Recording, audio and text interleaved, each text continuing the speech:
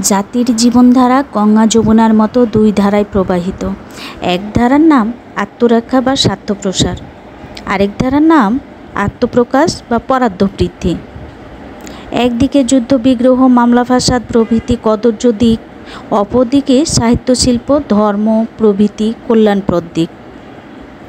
একদিকে শুধু কাজের জন্য কাজ, অন্যদিকে আনন্দের জন্য কাজ। একদিকে সংগ্রহ, আরেকদিকে সৃষ্টি। যে জাতি দ্বিতীয় দিকটির প্রতি উদাসীন থেকে শুধু প্রথম দিকটির সাধনা করে, সে জাতি কখনোই উঁচু জীবনের অধিকারী হতে পারে না। কেন?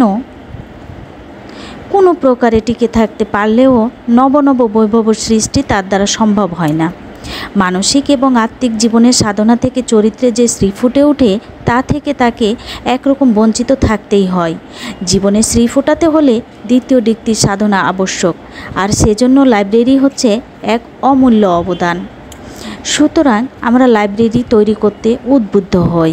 লাইব্রেরি জাতির সভ্যতা ও উন্নতির মানদণ্ড, কারণ বুদ্ধির জাগরণ, ভিন্ন জাতীয় আন্দোলন, ভাববিলাসিতার নাবান্তর আর পুস্তক অধ্যয়নে ব্যতীত বুদ্ধির জাগরণ অসম্ভব।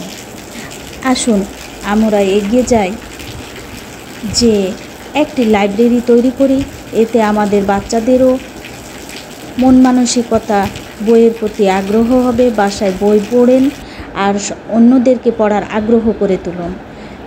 বাচ্চাদের জীবনে যে আমরা মোবাইল, ইন্টারনেট বিভিন্ন দিকে আসক্ত হয়ে পড়ি, সেটা থেকে বিরত থাকবে।